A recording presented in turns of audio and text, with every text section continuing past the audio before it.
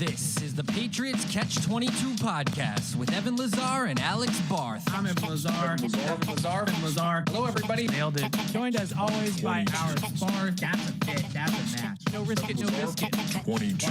Here is Evan Lazar and Alex Barth. I think the other element with Josh Allen, just from my standpoint, is that he's probably the hardest quarterback to defend in the league because he's just so otherworldly talented physically. Like, there's really not a weakness to his game from a physical talent standpoint because of how good he is with his arm and with his legs. See, I think Lamar's harder to defend. I don't. Lamar, to me, and I love Lamar, you know that. But Lamar is a between-the-numbers thrower. If you can funnel the ball outside the numbers and make him push the ball outside the numbers, Lamar is not the same.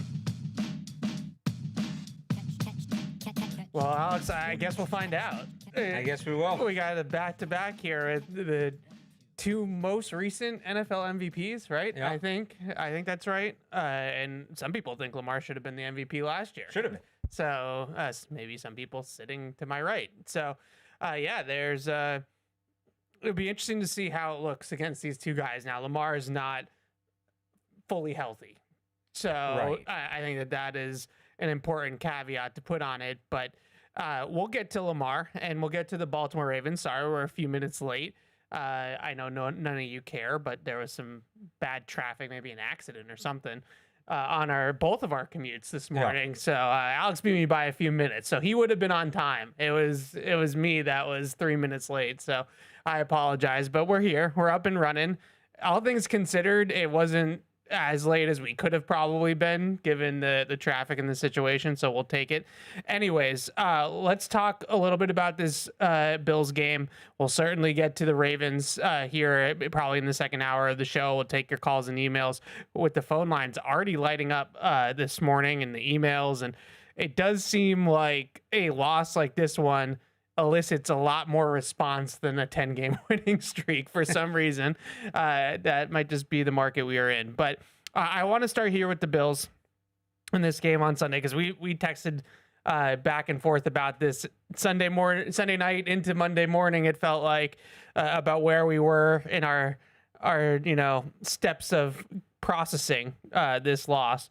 And I think that where I've settled now, as I kind of put a bow on this for the week and turn the page here to Baltimore, is there's like a macro and micro way to look at this game. And I think after the game, I was trying to kind of live in the macro for a second and realize that if you had told me coming into the season they were going to play 2 games against Buffalo, they were going to split those 2 games, and they were going to be super competitive in both games, I would say that's great. That's a good step forward. I think that there's no doubt about it. And I think the people of Bills Mafia are sort of feeling this as well. There's no doubt about it. The Patriots have closed the gap with the Bills. Like, they can now go on the same field, stand toe to toe with Buffalo and play them close and maybe even beat them. And maybe they should have even beaten them on Sunday. Right. And been 2-0 against the Bills. So I think if you came into the season with that and you were told that, you would be really, really optimistic and happy about where they're at. I think it's a really good thing that this show is perfect for this type of loss, that we're going to talk about all this different minutia that contributed to the loss instead of just saying we just don't got the personnel. We don't got the horses to hang with them, right? It's just Jimmy's and Joe's, not X's and O's.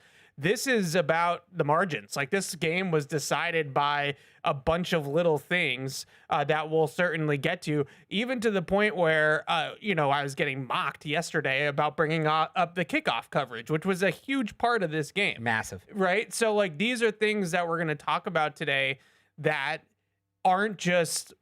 Yeah, they're a lot better than we are. No, and I think that's the way you gotta look at it from a positive. The one thing I'll push back on a little bit with that, and I agree with a good chunk of what you said. There are some personnel things, but it's about injuries. It's not about not having the players. Injuries are the kind of things that are going to happen over the course of the year. We had talked a lot at the beginning of the season about how depth was going to be one of the biggest issues for this team. Yeah. Credit to the Patriots training staff. It really didn't come up until late. I mean, this has been a very healthy team all year. But yeah, in the areas that we are going to talk about, because I don't want you to give that qualifier and then I come back and say it later and it sounds contradictory. Yeah. Of the few areas we will talk about, better personnel here, better personnel there.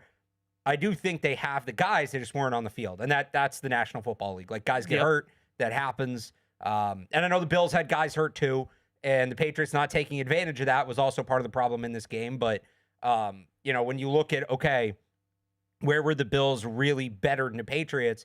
Some of that, and credit to the Bills, they attacked areas where the Patriots were banged up, and that's what a smart football team does. Yeah. So I think that that's all fair. I think then there's, this is more maybe part of the second thing I was going to say, what you just said. Then there's the micro view of it, of analyzing this specific game in a vacuum and then analyzing the 2025 New England Patriots, not the program Mike Vrabel's trying to build and the career that Drake Maye is trying to have, but just what this means on Sunday, what it meant on Sunday, and what it means for this season and the rest of this season. And I think the disappointing part about it is, well, just come out and say it, you blew a 21-point lead, right? So that's obviously in itself a disappointing part. But the second part that I think is the most disheartening was that this was the first time that Josh McDaniels and Drake Maye didn't seem to have any answers. Like, it was the first time all season where they just couldn't offensively, they couldn't put a drive together when they needed a drive. And all year long, McDaniels has pressed all the right buttons. Drake Maye has made all the plays, even going back to week 5 against Buffalo in Buffalo on that game-winning drive. So you just look at all these different types of things that happened, and you're discouraged by the fact that they blew a 21-point lead, 17 at halftime. You're discouraged by the fact that they, for the first time really all year, didn't have the answers to the test offensively, and we can break down exactly what happened there. And then defensively, there were some things that were going on under the hood that we talked about on this show, not bragging, just saying we did, and that were kind of going on under the hood during the 10-game win streak, and the chickens kind of came home to roost finally on some of these things. And I'm talking about the red zone defense, the run defense, the lack of pressure with 4. You have to kind of blitz and disguise and, draw it up to get pressure on the quarterback without Milton Williams out there. So all of these different things that contributed on the micro level to this loss are discouraging, even though I still think the arrow is pointed upward on where they're going in the macro sense of it. But let's get into some of the micro. We start big and then we zoom in. Zooming into it, I want to get to the good, bad stuff that gets you beat, but did you just have any opinions on it? Big picture, little picture? I'm with you. I mean, big picture, look, they're right there, but I think it's maybe a reminder that, and we talked about it a lot. Hey, this is a young team. This is a new team. It's a bunch of guys that haven't been together that long, even if they have experience elsewhere. And those teams typically go through growing pains, and we'd been surprised at the lack of growing pains over the course of this season, which they should have had more. And credit to them that they didn't. This game was kind of a frank reminder of, oh, yeah, this is still a team that kind of needs to learn what to do when they get in that situation. Now, what you hope is, because I'm somebody who's been, I criticize teams all the time for blowing big leads. I can't come in here and say it's fine, right? Yeah. Shouldn't blow a 1-point lead at home to a division opponent with the division on the line. Like, that is a bad loss, however you want to spin it. You want to talk about, okay, well, it shows they're making progress and it shows they're better in the long term. That can be true, but it's still a bad loss. And now next time they're in this situation, there's going to be that question. The Patriots have not been a good fourth quarter team for a few weeks now. It just hasn't mattered because they've gotten off to these big leads. Right. Well, now, against a better opponent, that came back to bite them. So this is going to be something they're going to have to figure out. Now, they've done a great job this year when we come in after a game and talk about, well, this is a question, this is a question, this is a question. They've done a good job of answering them and answering them pretty quickly and answering them positively as well. So we'll see if and when they get their redemption shot at this one. But it's a tough loss. And this was a game where you want to, especially once you got that big lead, keep the clock running, shorten the game, establish ball control.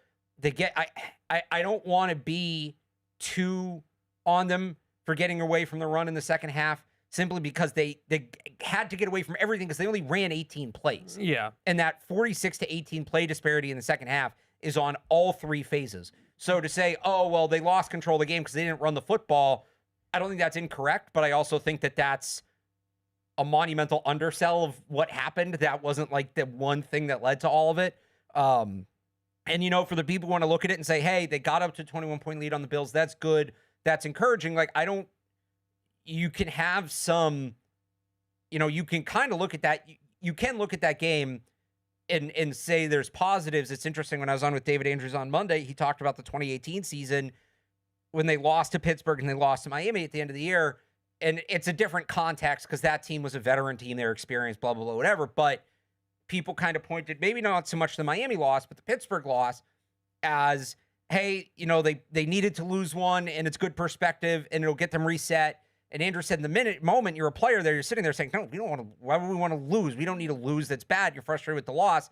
He said, then they won the Super Bowl and you look back and like, okay. Yeah. Like, that kind of helps shift the perspective. Well, it certainly helped this team when they lost to Pittsburgh. Right. So you hope it's one of those, we could do the whole, and again, it's not exactly apples to apples, but people love to do the debate. If the 2007 team had lost once during the regular season, would have helped them. And, it's not exactly that again, but like, it's just, it had to be, but like, it had to be that game in that way. That's not just like a loss. It did dawn on me multiple times because call it 2007 PTSD, would call it whatever you want. I never want the Patriots to be on some like 10+ game winning streak going into the playoffs ever again. I am completely done with that.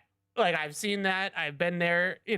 I know in 2001 they rattled off like 10 straight, 11 straight, won the Super Bowl. They've had years like that in the Brady years where they just were a wagon and they just won all the way through the playoffs. But in that sense, I do think that it could be a good thing to have one hiccup. Now, you mentioned the second half offense, and I will be the first to admit I downplayed the lack of second half offense because of the reason you said. They really haven't needed it. They haven't played a team that's been good enough to push them in the second half of games where it was necessary to empty the clip offensively. So I'm not going into these games thinking, oh, it would have been nice for Josh McDaniels to script together a drive against the Giants or the Jets. Like, why would you use those plays against the Giants and the Jets?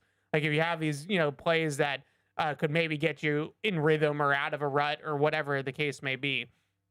So I downplayed it, but now I think that we have to call this a trend. Like, this is now a thing. And I would say, before I rattle off a few numbers, it's also, they had a 65-yard touchdown run in the second half of this game. Yeah. They had a huge touchdown run in the Tampa Bay game in the second half. And then outside of that, they haven't really sustained any drives. Like, they've had one play, 65-yard touchdown type drives, but they haven't really had a whole lot of sustained offensive success going into the third and fourth quarters of games. Now, they used to be like around the Titans, Browns, that area of the season. They were a great third quarter team. Yeah. They were at blowing doors in the third quarter. But really, since that Atlanta game where they lost a big lead again and had to hold on at the end against the Falcons, since that Atlanta game, they have not been a good second half team. And they are now the best first half offense in football. They are number one in points. They're number one in EPA in the first half of games. In the second half of games, they're 22nd in scoring offense. So there's clearly a trend here. There's clearly numbers that back up. This is no longer anecdotal, and I don't think you can no longer use the excuse of, well, you're up big against the Jets. What do you, what difference does it make? So the second half offense is a real issue and something that they need to address. Now, I don't know if he would talk about this in a press conference, but I think one thing that's interesting to me is that my understanding with Josh McDaniels has always been that he's not a big script guy. Like, he's not one of those coordinators that comes into a game and scripts the first 15 to 20 plays, which is a lot of the time what you see with offenses that sputter out is that the coordinator just has a great play sheet for the first like 15 to 20 plays, 2 or 3 drives. And then once they get out of the script, the defense adjusts and they don't really have anything else. McDaniels in the past has not been somebody that calls games that way. Usually in the past, he would call the first couple of drives was actually more about gathering information of like, if we put this personnel on the field, how are they going to match our base? Like, how are they going to match 12 or 21 personnel? Are they going to match that with nickel, or are they going to match that with base defense? If we run this formation, how are they going to, what are they going to check to cover this bunch, or what are they going to check to cover this motion? And then what you can do with that is that you use that as information for later in the game when when the stakes are higher. So that's how he's done it in the past. But it does feel like, based off of the data, that they are coming out like gangbusters in the first half with a really good script. And then right around halftime, they fizzle out, and that's it. So I don't know if that's changed. I don't know if having a young quarterback has changed that, or whatever the case may be. But that's one theory. And I do want to talk about some of the good things. But what are you seeing in the second half of these games? Because it is kind of bizarre that they are literally the best offense in football for 2 quarters, and then they can't put together a first down in the fourth quarter of games. Yeah, I mean, it feels like there's a ramp down a little bit. I think some of it, they're playing the clock, which I'm not inherently against. We've talked about their issues in the run game. Yeah. And so when you're trying to play the clock and you're struggling to run the ball, it'll slow you down a little bit. So I mean, I think that's been part of it. It's been a little different every game, but struggling to run the ball and then just trying to manage the clock as much as they are, I think they're okay with they're just trying to keep the clock running. Yeah. More so than push the ball, and they're just trying to get to the finish, which inherently I don't hate, but you got to be able to run the ball to do that. All right, let's get into the good and the bad and the stuff that gets you beat. There is a lot of good from this game that I want to talk about. Yeah, the first half. Well, it's in the first half for the most part. But I thought that there was some really good stuff in the first half in this game, specifically in the run game, obviously, offensively. To me, this was probably the best game the offensive line's played all year. Yeah, they're good. And the run blocking in particular was really, really good. 89 yards before contact in this game is a season high. So the running backs now on his cutback, I guess technically, Travion Henderson probably wasn't touched, but 89 yards before contact is a good number. That's a workable number. They had almost a 60% rushing success rate, 32% pressure rate for the game. But the first half run game, just in general, 142 rushing yards on 19 carries. That's 7.5 yards a carry, 3 touchdowns all on the ground. This was a really, really good half for the offensive line, a really, really good half for the run game. Finally, this has been a run game that has really struggled. Now, the Bills' run defense has really struggled, but the Patriots played the Giants a few weeks ago with a historically bad run defense and didn't really run the ball particularly well against the Giants.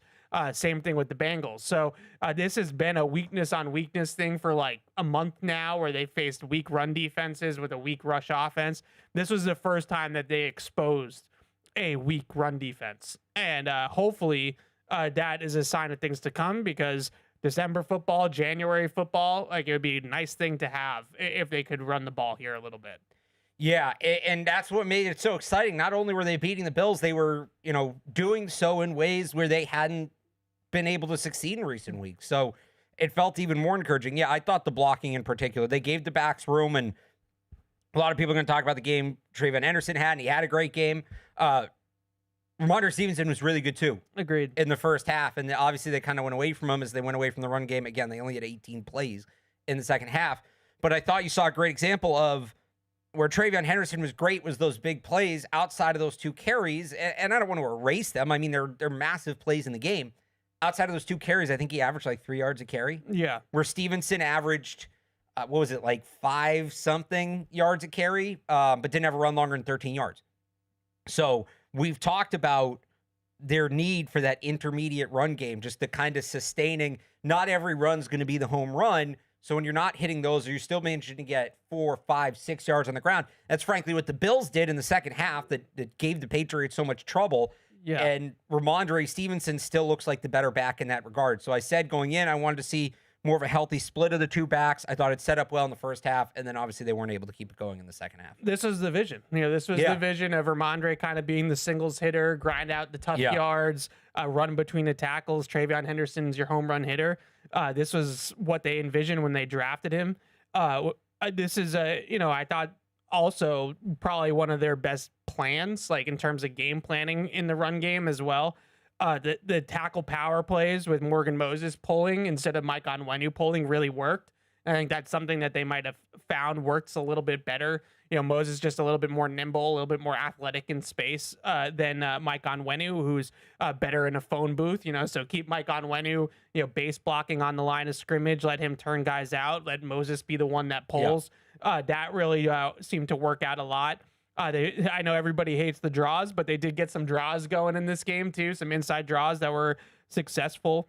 Obviously the toss plays, ended up working. Kind of the dam kind of broke on those as well. But the power plays, pulling the guards or pulling Morgan Moses. Jared Wilson pulls out in front of Travion Henderson on his first long touchdown run. That thing could not have been blocked better. That is teach tape of how to block one back power. I mean, that was just perfect execution. He goes untouched to the house for 50 plus yards. That was all on the blocking. I thought Garrett Bradbury was outstanding in this game. Had multiple standout run blocks watching this game back. So really encouraging stuff. And then of course, we have to talk about the Drake runs and, getting that going in the red zone was something that I think we all sort of felt like was in their back pocket and something that they could pull out in a big game.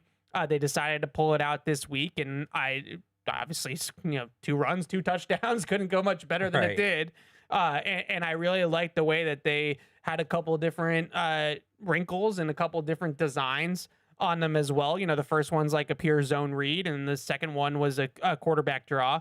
I thought that second one probably was an RPO where he's kind of reading the linebacker. Is he going to drop out into coverage, or is he going to join the rush? If he joins the rush, you throw it. If he drops out, you run it. But both of them worked. The second one worked really well. The first one, they got some good blocks on the perimeter there by Booty and Hunter Henry to help him get in.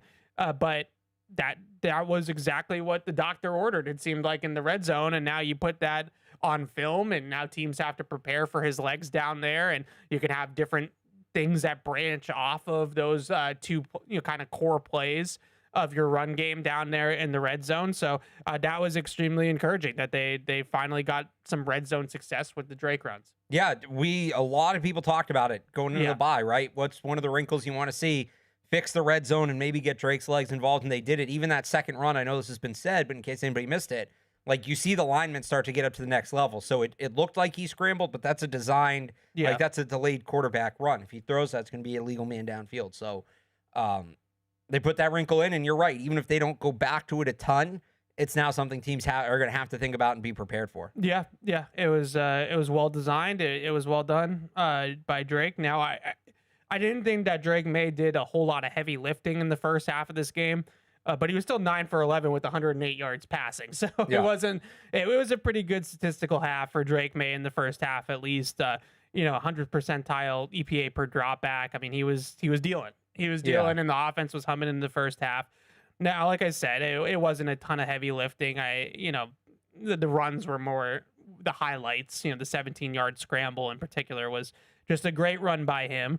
But we're going to probably say some not so flattering things about Drake Maye here in a few minutes. And the first half I thought was really good from him, and he was doing his thing. He was doing the MVP thing. You're running, you're throwing, you're running in touchdowns. That was the type of half that he has that makes you think that this guy can beat Josh Allen toe to toe.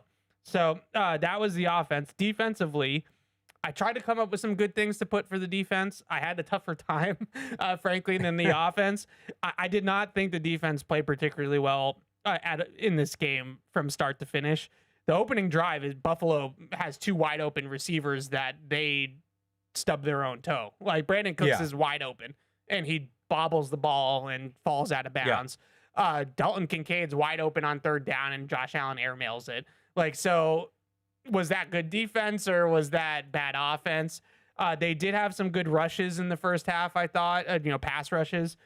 They had one nice blitz on third down. I think it was the second drive of the game for Buffalo. Yeah, is that the one they sent Marcus Jones? Yeah, where they got some free runners and they really, it was a good blitz, good call. And then Harold Landry sack was a nice rush by him and Barmore on the stunt over the right hand side there. So I put first half pass rush. I thought that it was solid, better. Now, do you maybe like to see them hold that blitz in their back pocket for the fourth quarter? Like, I guess you could make that argument, but I'm not going to be too nitpicky.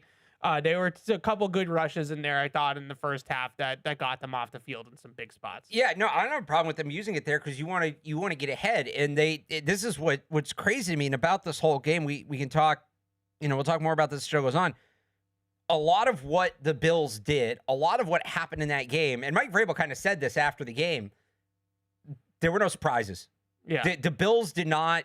There were a couple of small wrinkles here and there, but Mike Vrabel talked during the week about, hey, we got to play 60 minutes. This is a team that knows how to come back. They're not out of any game despite deficit.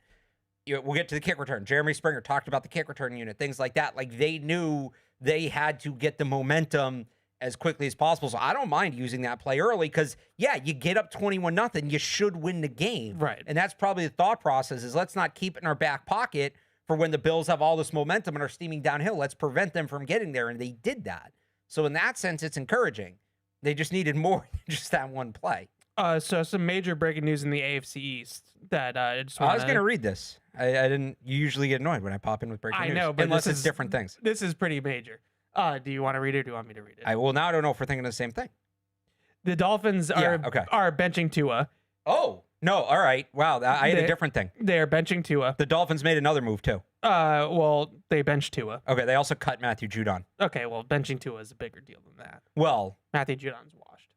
Sorry. So no reunion. No. Okay. I love Matthew Judon for what he did for the Patriots for a couple years there, but that's not a no. Anyways, sorry. Hasn't he been like a good special teams player for them? Maybe. You can tell me that. I don't know.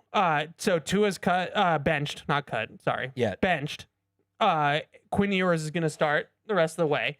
So there's a short-term implication of this, which is the Patriots play the Dolphins in Week 18 and probably are going to need to win that game to win the AFC. So they'll be up against Quinn Ewers, it sounds like. But this is a massive, massive move for the Dolphins because I don't know how you come back from this with Tua. Like, do you go back to Tua for 2026? I think that's hard to do. He's not hurt. You're benching him because of performance. So I think that's hard to do. Now, they might have a new head coach as well. But so this could be the end of the Tua era in Miami is what I'm trying to land So the I plane talked on about here. this yesterday on Felger and Maz. Do you let Mike McDaniel pick a new quarterback? Because if you do that, and I know there's been this whole run of first round picks or first overall picks whose coaches got fired, whatever. But like, you don't want to be that team, right? No. So and this isn't really a class to be. And this is not a class. No. So if you're going with a new quarterback, to me, that means in part that you're committing to Mike McDaniel for 2 more years. You also want a victory lap on Mike McDaniel. He should have been fired a long time ago. I mean, I think my stance is pretty clear on that. Yes. Is a new GM going to want a new GM's not going to want to inherit a quarterback, especially not a quarterback like Tua with this contract who plays this way. Is he going to want to inherit that coach? So that's what it comes down to me. I would move on from both. I don't think that's surprising to anybody. I think that's where we're headed. But you also, it's bold as an organization to allow Mike McDaniel to make this decision because if you're Tua, like this could burn a bridge with Tua that there's no coming back from if you want to have Tua as a part of your future at all.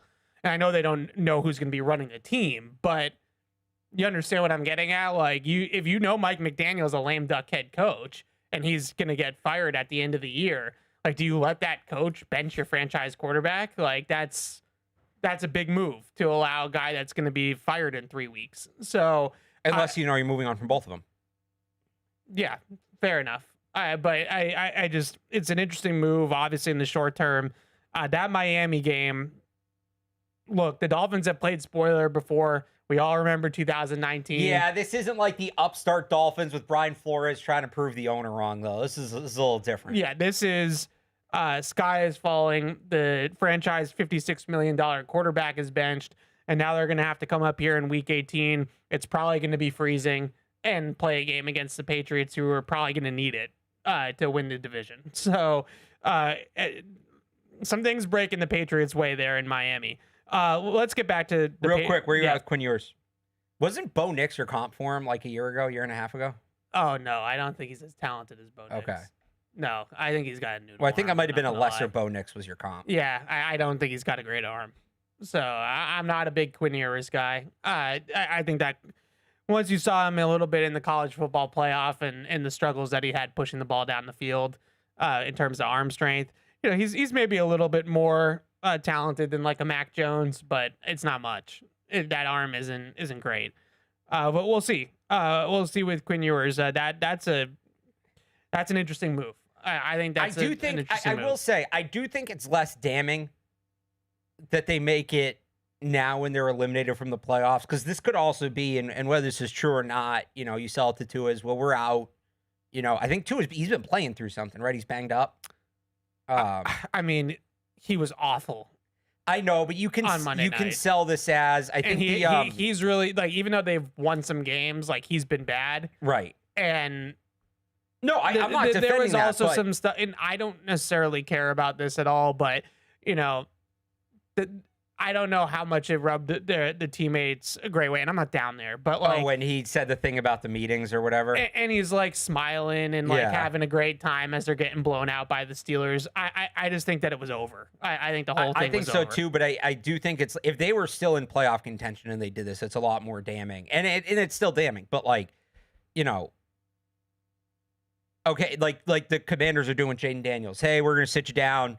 We're out of the playoffs. We don't want you getting hurt. Sure. Yada, yada, yada. Like, I don't think that's what this is. I think this is a benching, but they can at least kind of sell it like that. Whereas if you bench him when you're still alive for the playoffs, there's no two ways around what that is. Fair point. I just think that it's an interesting thing to do with Mike McDaniel on such thin ice that you're allowing a coach that's job security is not great to bench a guy that you owe $56 million. Unless you already know what's happening to that coach.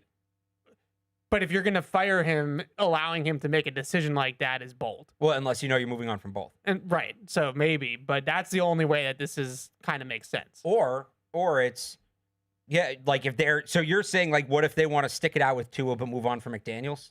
Correct. Well, then it becomes, well, no, he benched you. So we fired him. And now we'll get you a new coach that'll fix it. I don't know. It's a mess. It's a mess. It's a messy situation. Let's get back to the Patriots. We can talk a little bit more about the Dolphins. Speaking of a mess. Oh, come on. We can talk a little bit. Well, I thought you were going to go into the bad and stuff that gets you beat. But it's not. It wasn't a mess. That's a little extreme. Blow a 21-point lead. It's a little extreme. So I put some things in the bads that you might think are stuff that gets you beat, but I thought for the most part this was just bad, not stuff that gets you beat. Let's start with the offense. I just thought for the first time really all year in the second half of this game, I thought separation and just like receivers seeing coverage and understanding things. And I heard you talking a little bit about Diggs yesterday with Bedard, and I agree with his analysis that it seemed like everybody was confused about what the Bills were doing in the second half, not just Drake Maye. And that was a little bit weird to me because like you have Diggs, you have Hunter Henry, you have Matt Collins. Like these are veteran guys. Yeah. These are veteran receivers. It just didn't seem like they really, it's like they went in, it came out in the second half and they kind of like completely lost the feel for the game. Like they just didn't really know what was going on from like reading out coverages, seeing the rotations, all that kind of stuff. And just going back to the first half, I come back to that play in the 2-minute drill right before halftime where the Bills rotate into cover 3. Hunter Henry just sits right down in the middle of the zones and they hit like an 18-yard play. And then in the second half, they couldn't do that at all. They couldn't find the soft spots. They couldn't separate versus man-to-man coverage. I think we've known for a while now that this receiving core is average, maybe, like middling in the NFL, being elevated by a good scheme and a great quarterback. But this was the first time all year where that really came to roost, where it just didn't feel like the guys were really getting open for Drake Maye on tape. And we'll talk about Drake Maye. Don't get me wrong. It wasn't just all on the receivers, but it was a little bit odd. Like, I don't want to call it concerning because it hasn't happened yet until this point. It was more just strange that they were all seemed so kind of flummoxed by what the Bills were doing. And all they were doing a good job of disguising it and dressing it up and spitting post snap and all that good stuff. But they were just playing cover 2. Like, it wasn't like it was like some exotic coverage that they've never seen before. But I did think that there was a lot in the second half of covered snaps, like just where guys were just stuck to coverage and couldn't get it separation. And even when there were a few opportunities, it wasn't like guys were open. Like, we're talking about, the third down throw to Hunter Henry that I'm sure Drake Maye would want to have back. He's open, but it's not like that's, wide open like we've seen sometimes this year. The whole thing goes back to, I hate to keep going back to this, but it's the story of the game for me. You run 18 plays in the second half. They never got in a rhythm. And we've seen what this offense can do when they get in a rhythm. We saw it in the first half. Yeah. And that impacts everybody. So I think that impacts route running. I think that impacts the connection between the quarterback and the receivers, all of it. And I do wonder, too, if some of it was, they got into more man, which the Patriots weren't expecting. And that kind of threw some things off as well. Yeah, I mean, the last play of the game for the Patriots, that fourth down play, that gave me some serious, flashbacks to what this offense has looked like the last few years, from 22 to 24, where it wasn't good, where you just have guys bottled up, terrible spacing, nobody open, and it just looks like a kind of a jumbled mess. And you're just what is going on here? And they played man-to-man coverage. They dropped the ends out into little robber zones. But it wasn't something that Diggs and Hunter Henry have never seen before, that they should have been totally stuck like glue to the coverage. It was odd.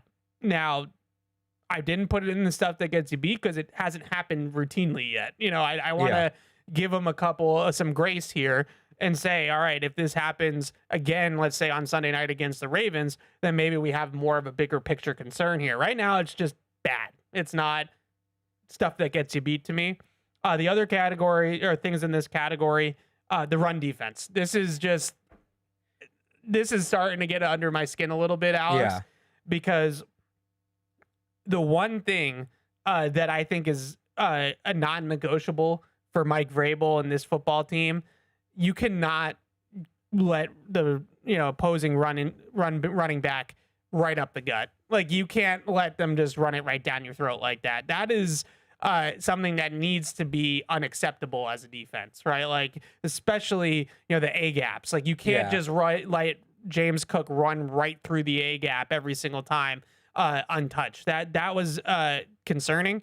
This run defense, since Milton Williams has gone out, has gone in the tank. We've all kind of put the stats up at this point, but they're bottom 5 in the league in EPA and rushing success rate without Milton Williams, after being top 10 run defense for pretty much the entire first 10 weeks of the season.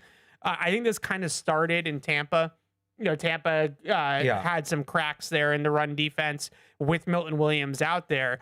And then Milton Williams gets hurt against the Jets, and then it's really gone into the crapper since then. So the couple of different things about the run defense, in this game, James Cook, 82 for 15 attempts on inside runs, just right down your throat. 82 rushing yards, 15 attempts. That can't happen. At some point you have to put your big boys in the A gaps and say, run outside. You got to run it someplace else because you're not coming in here. Now, Robert Spillane should have been right there, right? That's a big part of it. That's an underrated loss, too. Obviously, Milton Williams is a big part of it. I think don't leave out them not having Robert Spillane. But the fits, and we'll get to this in the stuff that gets you beat, so I'll put that on the back burner. But just in general, this run defense post-Milton Williams injury is kind of falling apart a little bit here. A little bit, yeah. And, I do think getting him back will help. Now, they're not going to have him back for this game against the Ravens, who run the ball really well. So that's, and you hope they have Robert Spillane back. We'll see if he's out of practice today, first practice of the week. But are there some, people keep saying, is it a schematic thing? Is it just as simple as personnel? I do think there's, some schematic tweaks, but I don't think it's a coincidence that the run defense fell off when they lost Milton Williams. And and not only that, like they haven't had Kairos Tonga for parts of this stretch. They haven't had Robert Spillane for parts of this stretch. They didn't have Jelani Tavai for parts of this stretch. He's a good run player. This is the spine of your defense. Right. And this is where I, as I said, kind of when we opened the show, I don't think that there's no personnel concerns from this game, but it's not like past years where it's just like, well, the roster sucks. Yeah. We knew it going into the season. Like they did a great job of overhauling the top 22, the starters on both sides of the ball. They did a great job upgrading those spots. The depth still isn't quite where it needed to be. And, Tonga looked like maybe an answer there. His first game back from an injury, I didn't think he had one of his better games. I don't know what was going on with him. I figure he's probably still hurt. I don't, because I didn't look at it like he was physically getting moved. He kept on trying to backdoor their zone runs. So they were, when you run zone, like the blockers are going to reach on the line of scrimmage, flowing, horizontally to the line of scrimmage. And he just kept on trying to swim and shoot gaps into the backfield on the back door, the backside A or the backside B gap. And nobody was replacing him in the gap. Right. So he was swimming and he was trying to jump into the backfield. And there was no fill from the second level or anywhere really to try to replace him. And so all James Cook was doing was aiming that run outside and then just cutting it back right through the middle because Tonga was just vacating the middle of the field. I didn't feel like it was that Tonga was getting manhandled in there. I felt like there was what are we fitting here? What's the call and what's the plan of how we're trying to fit the run here? And I'll admit, you can't. It's really hard to watch film and without knowing what the call is defensively to tell you what exactly the fit was, and where everybody was supposed to go.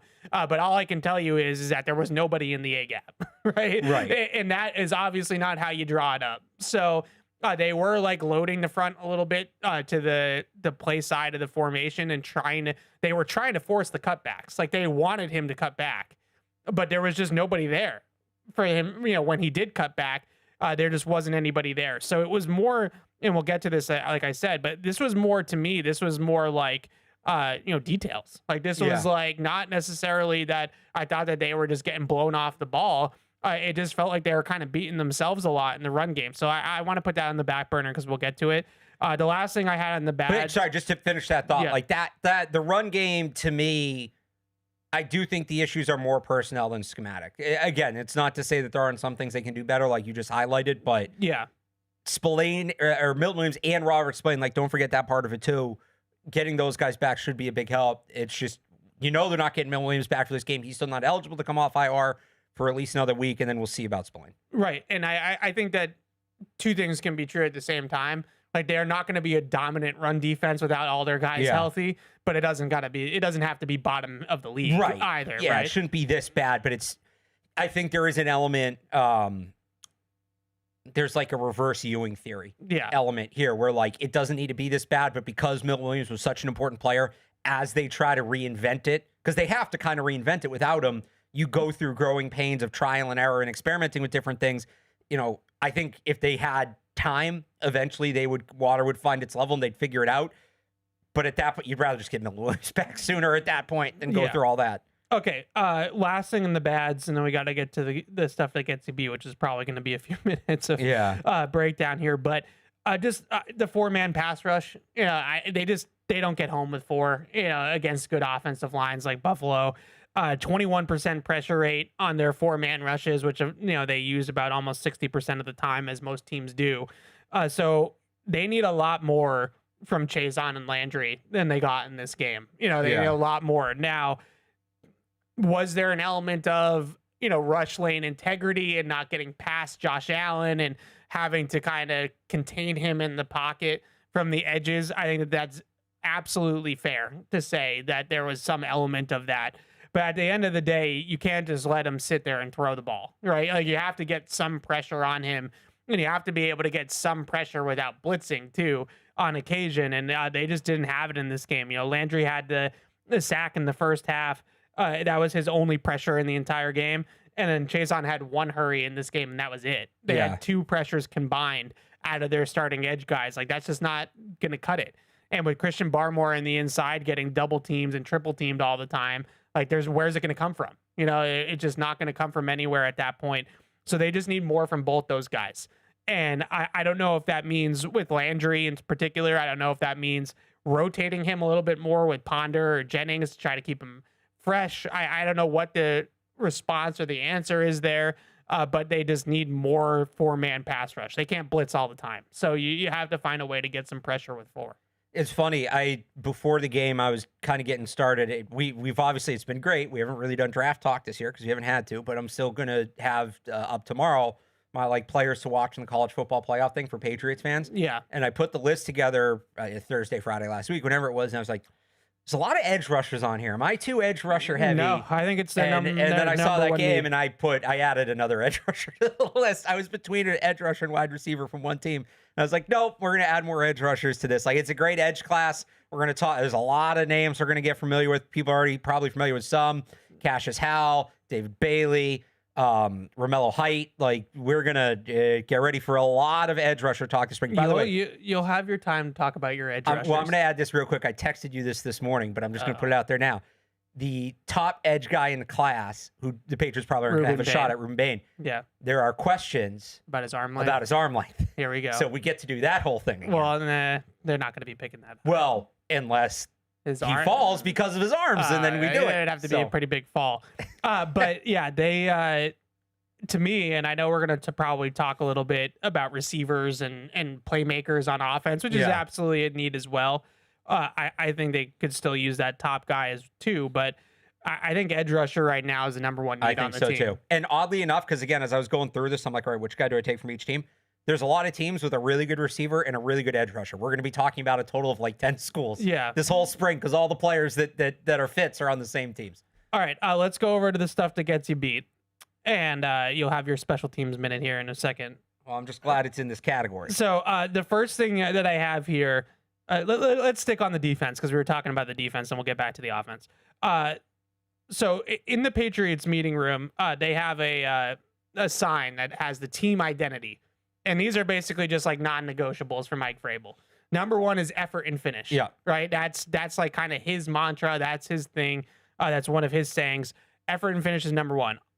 Do you remember against Tampa Bay, Tony Romo said that the Patriots were DTF, and everybody made a big deal about it on the broadcast because of what the other meaning of DTF is? Well, they have their own meaning of DTF, and my guess is that this is either just football lingo across the league that you hear a lot, or Mike Vrabel said it to Tony Romo in a production meeting.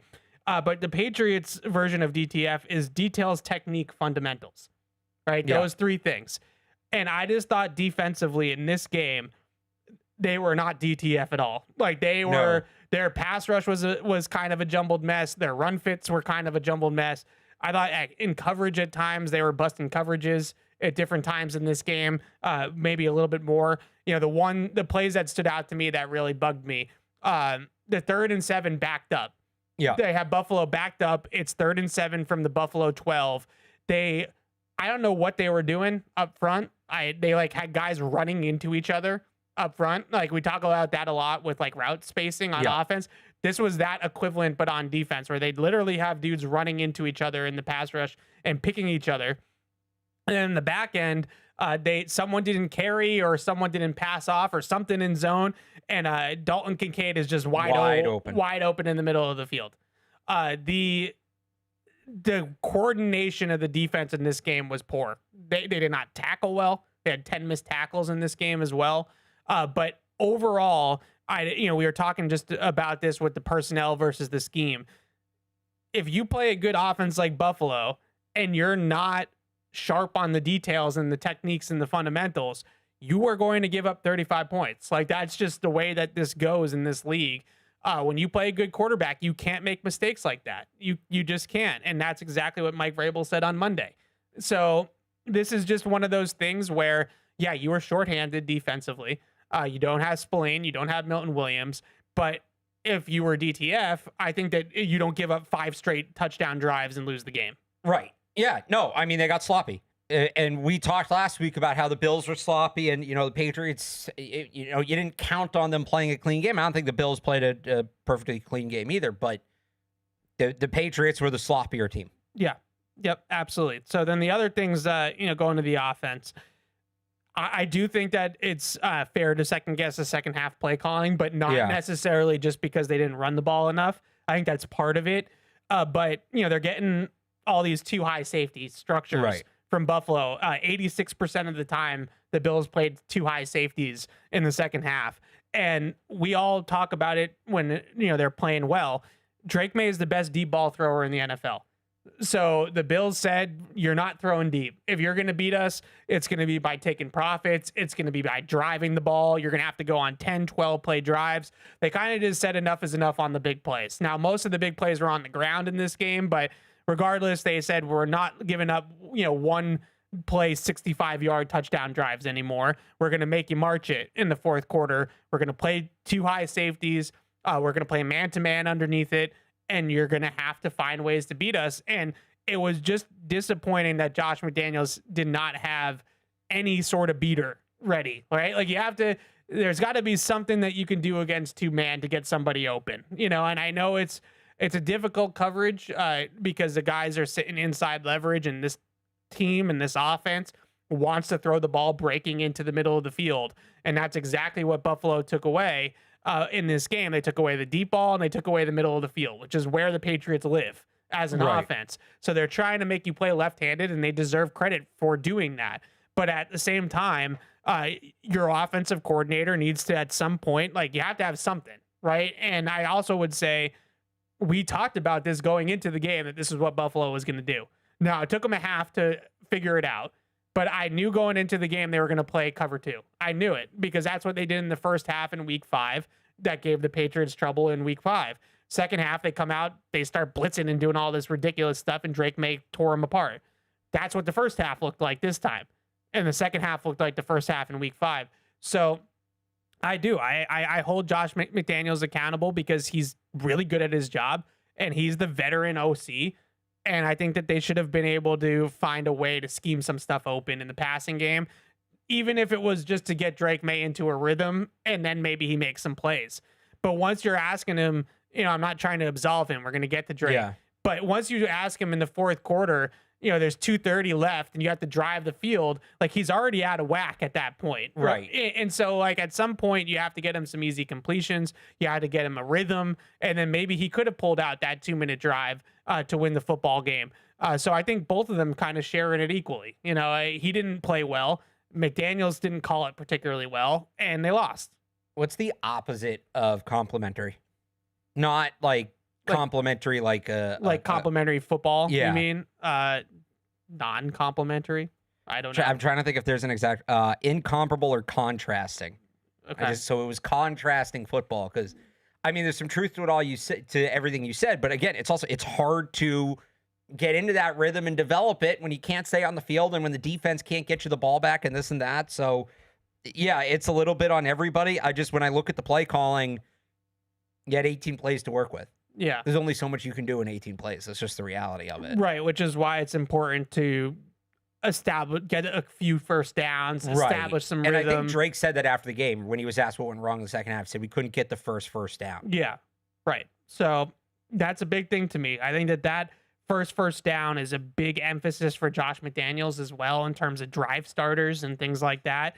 That's always big with him. We got to get the first down in the drive and get the drive moving. And they weren't able to do that in this game. Then there's the whole conversation about Drake Maye in the second half of this game. He was not good. There's really just no other way to put it. 5- plays for me in this second half. I only had him with 1+ play. He had the turnover-worthy play on the spray to Henry that hit Jordan Poyer right in the face and should have been an interception. He was not good. I didn't think that he was very decisive or saw the field well. He wasn't, Vrabel said this on Monday and kind of back it up. He wasn't, his first reads were covered a lot in the second half, excuse me. His first reads and the progressions were covered a lot, and he wasn't progressing quickly enough off the first read. Like, if it's covered, move on, right? Like, that was what Vrabel's message kind of was, and he didn't do that very well in this half of football.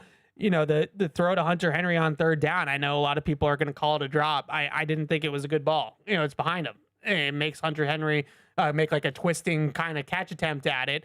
If that's out in front of Hunter Henry where it should be, it's a first down. So they just didn't play well. And I don't need to drag him for it. We don't need to kill him for it. But if you're being objective, it was not a good half of football for him. And, you expect better. And he can definitely play better. You see that. So putting these two things together of, the lack of answers that they had schematically for what Buffalo is doing and Drake Maye struggling in this game, I just wonder, if they see this again and whether we can kind of get into whether it's a blueprint, not a blueprint, whatever, if they see this from Baltimore, if they see this in the playoffs, what do they kind of go to have better answers the second time around, I think will be important. Yeah. And I mean, some of it's just the accuracy, right? Like the sprays came back and when you don't have answers, you start getting sped up, and that's where some of those accuracy issues come from. But they've seen it now, right? For all the talk about, okay, is this the blueprint for Drake Maye? And we've said it a lot this year. Okay, that might be the blueprint, and he comes out the next week and shreds it. So we'll see. Right. I expect the Ravens to do a lot of what the Bills did, but you've seen it now, right? Yeah. So now they can start trying to put together some answers. They have a whole week to start putting together some answers. It was very weird to see him struggle so much with two high safeties because he's shredded two high safeties all season long. And this game, he just didn't see it well. Just wasn't seeing the field well, wasn't seeing the rotations and stuff like that well, and he didn't throw it particularly well either. So not a great half for the quarterback. All right, last thing here, and then we can stop being so doom and gloom about this. The kickoff coverage, man. I mean, 58, 45, and then 38 plus the 15-yard penalty makes that a 53-yard net return as well. Changed the game. It changed. Ray Davis and the kickoff return changed the entire game. They get two big kickoff returns in a row. That sets up two short fields, two touchdown drives for Buffalo to get back in the football game. This was one of those times, and this is often the case with special teams, kind of like offensive line. You usually only talk about it if it's really good or really bad. This is one of the times where we're talking about it because it was really bad.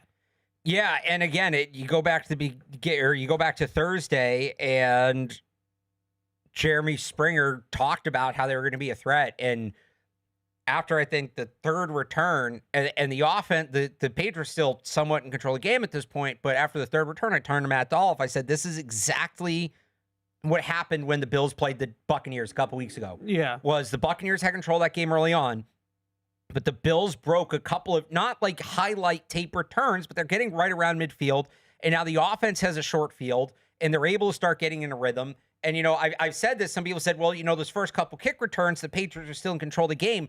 But the Bills' offense started getting their legs under them. And then when they had to drive longer down the field later on, they'd already kind of been able to figure out some things that work when they'd worked on those shorter fields. So you just can't have it. Goes back to what we talked about during the trade deadline about the Patriots acquiring a kick returner. Now, I think Kyle Williams has been good in that role. Should have had a big return, got wiped out by a penalty. I do want to add one more that reminds me to the things that get you beat. But yeah, I knew that was you just can't have it. You can't be giving over their first 5 drives. So this is through the opening kickoff of the second half.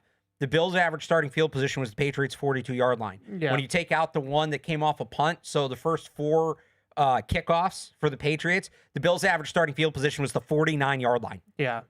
You can't win that way. You Especially cannot win a good offense. You cannot win only giving a team half the field. Yeah. So it was a huge part of the game. Vrabel really stressed it Sunday and Monday, saying we can't leave out the field position that we were putting the defense in some tough spots, especially against the reigning MVP. Right. Those are some tough spots to be in. That's not to absolve the defense, but all of this goes hand in hand. And when we unpack this loss, this was all 3 phases in the second half of this game that came apart. This isn't just Drake Maye. I've seen a lot of this loss is on Drake Maye. I think that's bullshit. Honestly, I think that's frankly BS. And a big reason why is because of all the things that we've just talked about the other 2 phases of the game. Like, the defense gave up 5 straight touchdown drives.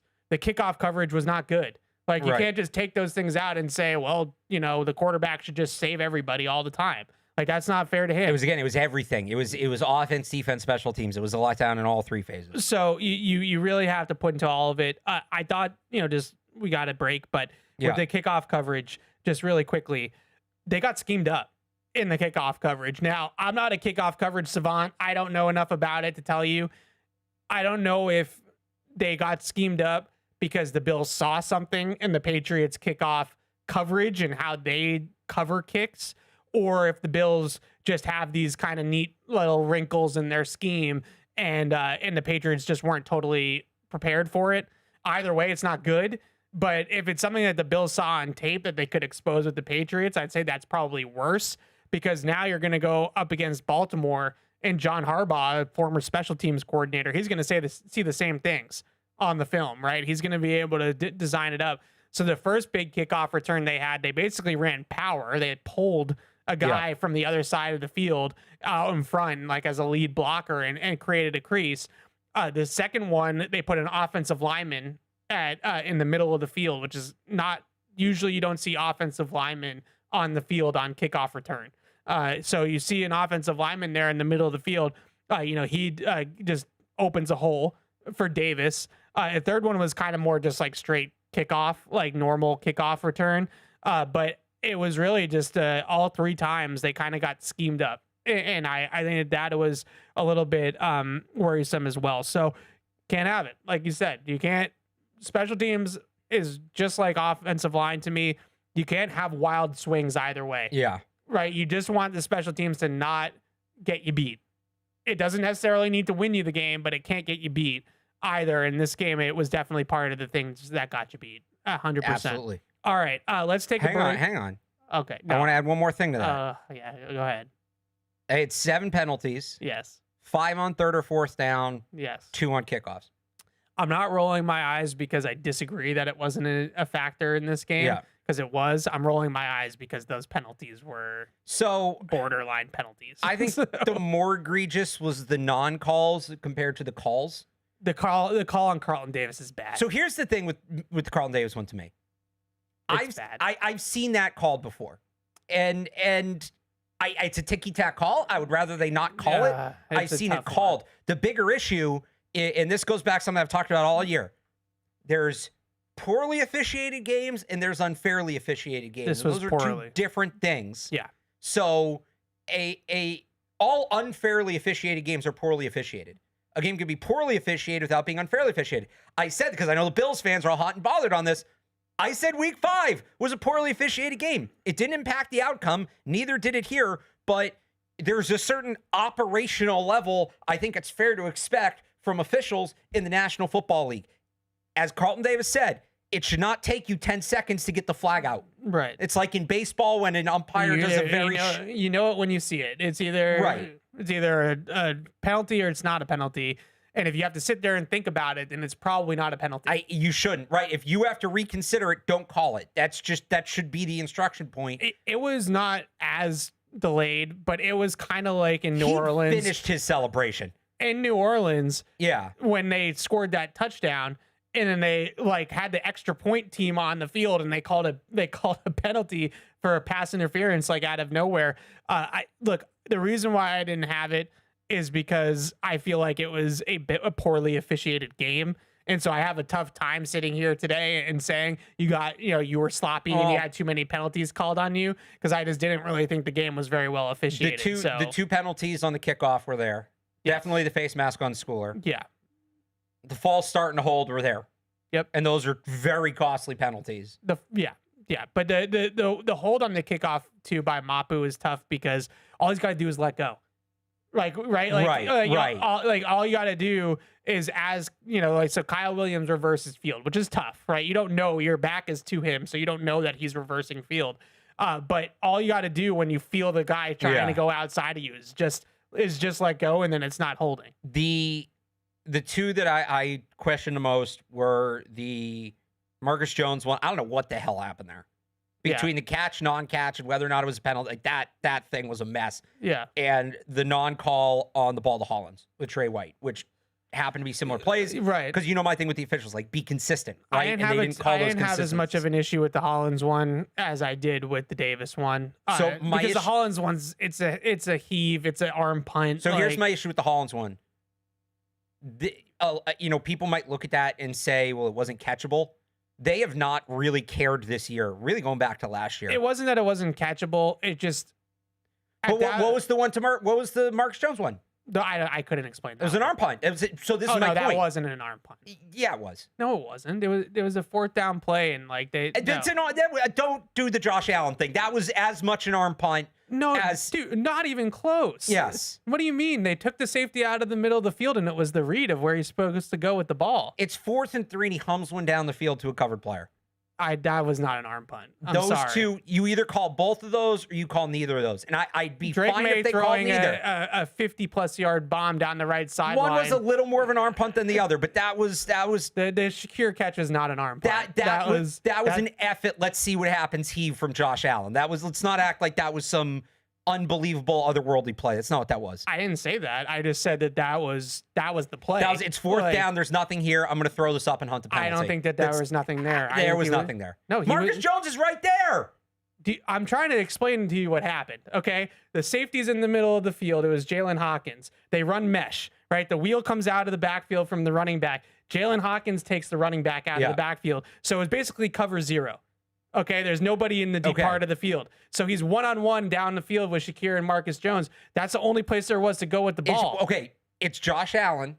Yeah. He couldn't run around, scramble, whatever. He threw to a covered receiver down the field on 4th and 3. I don't even think he threw to a covered receiver, to be honest with you. I think Marcus Jones did a really good job of driving the catch point, but I don't think he was not wide open by any means, but Marcus Jones got beat off the line of scrimmage on the play. I'm sorry. That's not an arm I don't know. punt. Those two plays should have been called the same way. To me, they were very similar plays. They should have been called the same way. I'd be fine if they threw a flag on neither, personally. That's how I'd rather they do it. I think that the Jones one was ticky-tack. It also definitely wasn't caught, but whatever. But again, the officiating didn't ultimately impact the outcome of the game. To me, you blow a 21-point lead, it's a lot more than officiating. But between the conferences, the long conferences, and they couldn't figure out the clock at the end of the first half, and they weren't calling plays consistently, and they're throwing the flags late. It just was not. John Hussey's been in the league for 24 years. It wasn't a good. It wasn't not a well officiated game. It was not. All right, let's take a break.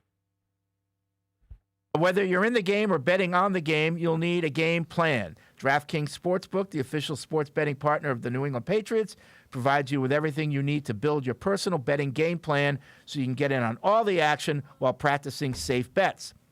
Visit DraftKings.com/responsible-gaming to learn more about all the safe betting tools DraftKings has to offer. Hope is here, 800-327-5050 or gamblinghelplinema.org. Must be 21 plus. Play it smart from the start. GameSenseMA.com. Physically present in Massachusetts. See DraftKings.com/responsible-gaming for details and state-specific responsible gambling resources.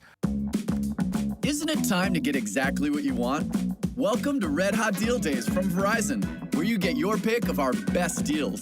Like My Plan, where you can pick the perks you want and save on every one. For limited time, bring your own phones to a Verizon store and you can get My Plan for our best price ever. Get exactly what you want in your phone plan and only pay for what you need. Bring your phones to your Verizon store today and get My Plan. These deals won't last. It's your Verizon. With FedEx One Rate, you can ship to your student for a simple, predictable flat rate. Send a box full of home-baked treats that say, "Your father and I miss you." Or send a box full of instant noodles that says, "Your father and I would like you to stop asking us for money." Either way, one rate fits all. FedEx One Rate. 2-day shipping, one flat rate. Starting at $14.50. Visit FedEx.com/one-rate for details. Exclusions apply. If you're gonna play the game, boy, you gotta learn to play it right. DraftKings is all about responsible gaming. It's more fun when it's for fun. So play responsibly. DraftKings, the crown is yours. Gambling problem? Call 1-800-GAMBLER. 21 plus. Age and eligibility varies by jurisdiction. Catch-22.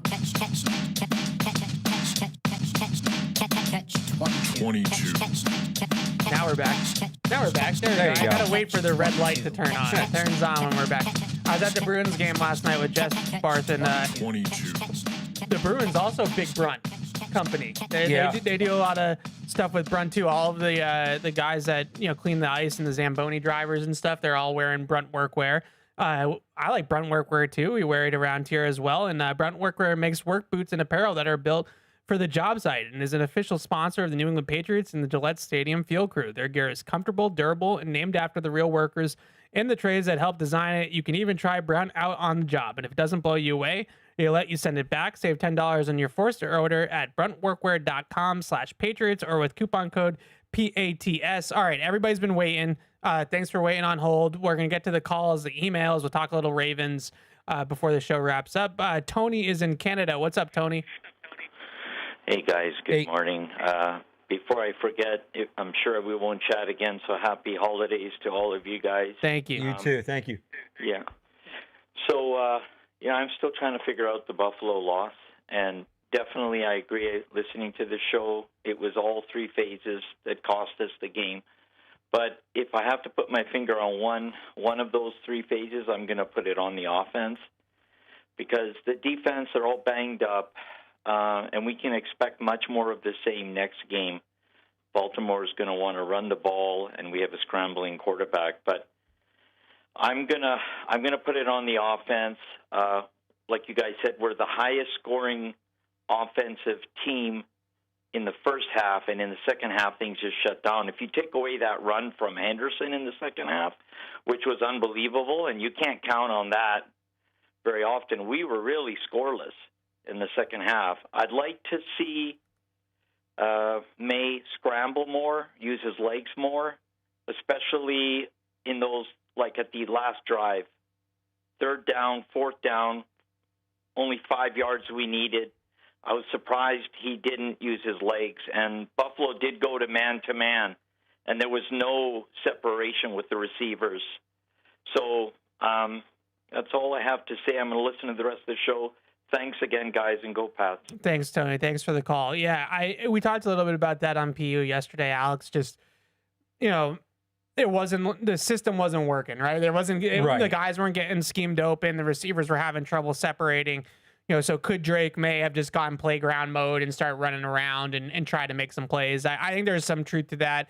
Now, Buffalo did strategically spy him a couple of times on third and fourth down, and they had a nice job of doing that on a handful of plays. So, the third down that he threw the ball up the sideline to Henderson kind of into no man's land, there was a spy on that play. So I don't know if he necessarily could have ran. I mean, he's fast. He hit 20 point whatever miles an hour running in front of Travion Henderson. So could he run away from the spy? Sure, he could have.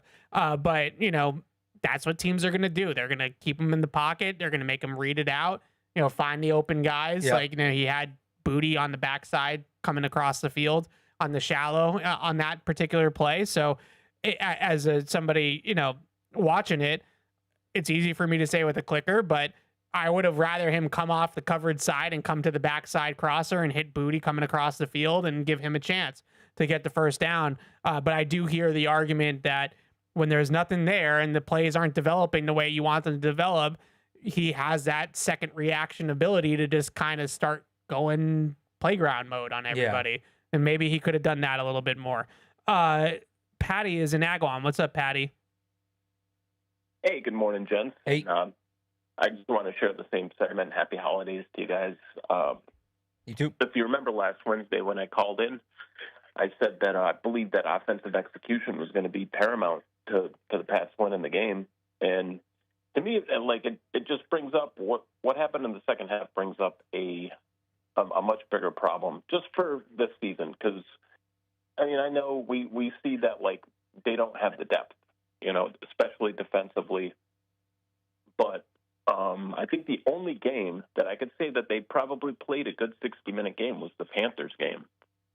And to me, that's the biggest.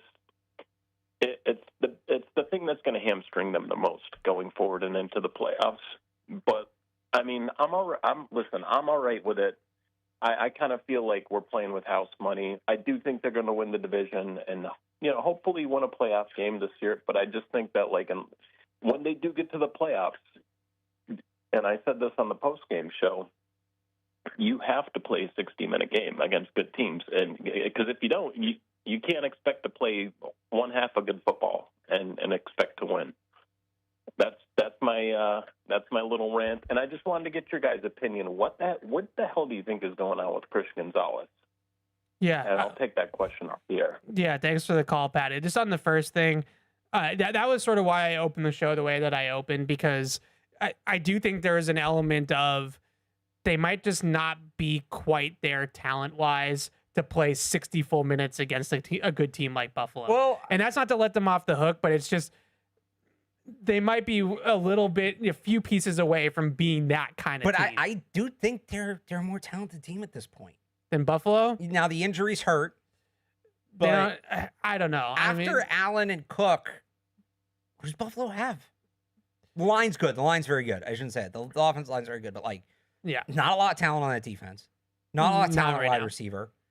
You know, it's Allen, the running backs, tight ends in the line. Well, that's what I said. It's close, and I think that's reassuring. Right. Even though you lost the game, you saw two teams on the field, and I don't want to offend anybody in Denver, so I'll say two of the three best teams in the AFC maybe played that game on Sunday. I think you could really make the case. There's only one of four teams going to come out of the AFC, and there may be different odds for each, but it's only going to be one of four teams in my mind to come out of the AFC.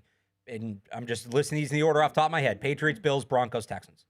Yeah, see, I don't see it for the Texans, but I agree with you on the first. That defense. It's a really good defense, but they're going to have to go on the road 3 straight games, and that defense will travel. Maybe they get maybe they do catch the Jaguars, but it's going to be hard. All right, let me ask you this. Are the Texans closer to the Patriots, Broncos, and Bills, or are they closer to the Steelers, Jaguars, and Chargers? Probably the first group, but I think the Jaguars are kind of sneaky. We'll see with the Jaguars. And I'm not getting too caught up with what happened on Sunday. It was the Jets. But every single time I keep on thinking the Jaguars are going to be the Jaguars. They keep winning. So I have to give them credit. I do give them credit, but they beat the Jets.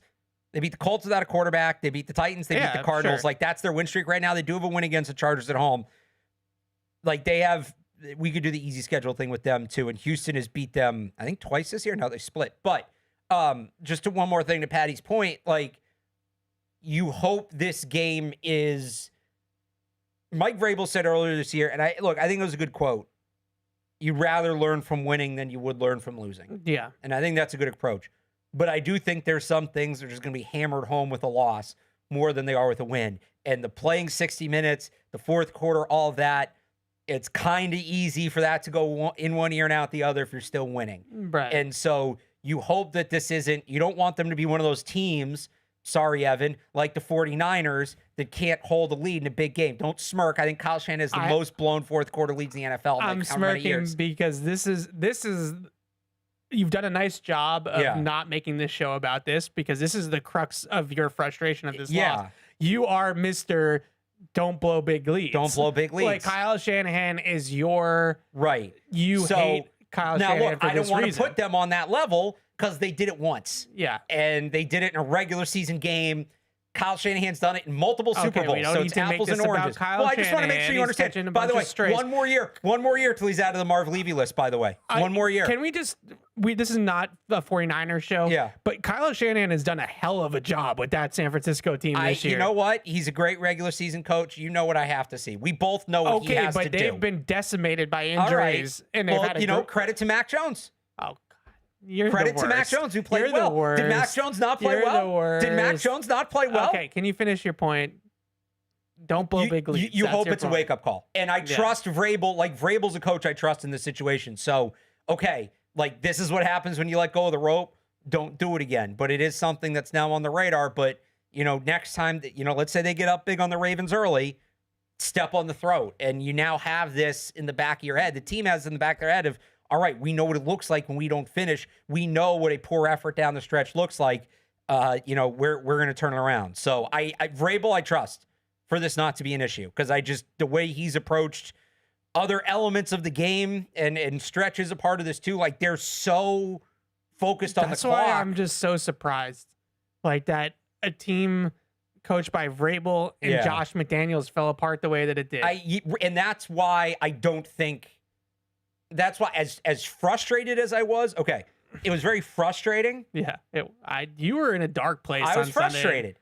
but it's not something I'm going to panic about because I don't think that that's the DNA of what Mike Vrabel's program is going to be. Yeah, I agree. I think it's a young team that needed a wake-up call and got at a bad spot, and hopefully they treat it as that. Yeah, no, I agree. And that was sort of why I was on the other side when you were kind of, I know nothing bothers you more in sports, not just football.